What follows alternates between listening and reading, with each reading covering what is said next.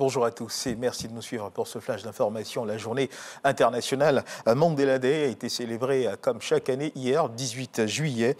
La ministre d'État, ministre des Affaires étrangères, était donc hier l'invité spécial de cette célébration à Pretoria, en Afrique du Sud. Cette journée a été l'occasion pour honorer l'héritage de Nelson Mandela et ses valeurs à travers le bénévolat et le service communautaire.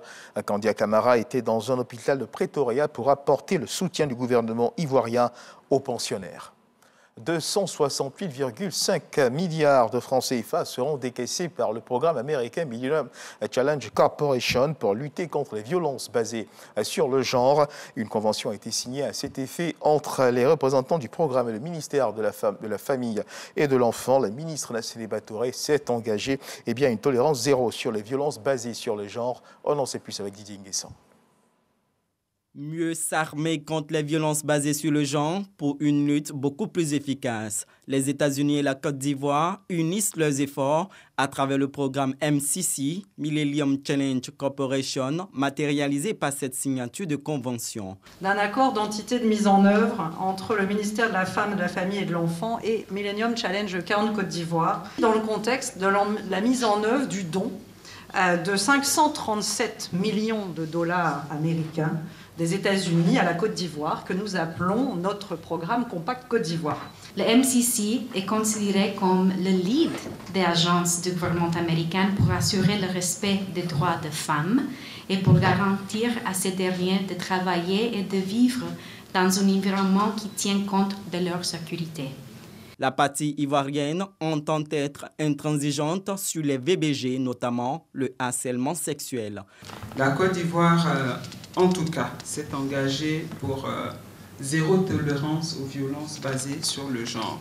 C'est ensemble que nous arriverons à mener à bien les projets de construction d'infrastructures dans le respect des droits humains et la protection des femmes et des enfants.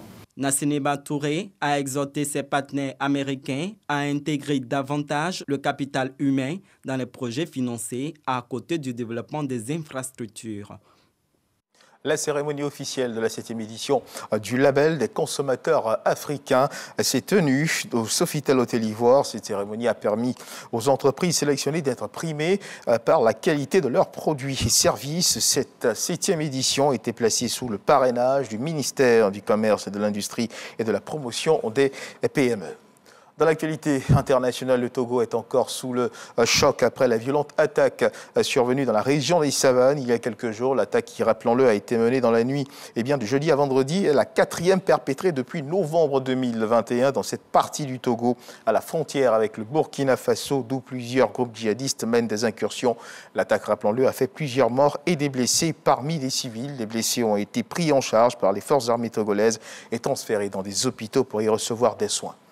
En France, les feux de forêt continuent de faire rage en Gironde. Cela a fait une semaine désormais que les pompiers luttent sans relâche pour tenter de contenir ces feux de forêt massifs qui ont déjà consumé quelques 19 300 hectares de végétation, selon un dernier bilan établi par la préfecture de Gironde.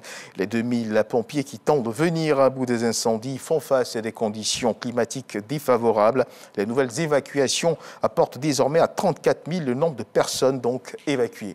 Et puis on termine ce tour du monde de l'actualité avec ce déplacement qu'effectue le président russe Vladimir Poutine à Téhéran, en Iran aujourd'hui. Ces déplacements, rappelons-le, en étranger sont rares depuis le début de la guerre en Ukraine. Une visite chez son allié iranien pour rencontrer les dirigeants de la République islamique et participer à un sommet tripartite sur la Syrie avec le président russe Recep Tayyip Erdogan. C'est la fin de ce flash d'information. Merci de nous avoir suivis. Je vous retrouve à 13h pour le journal.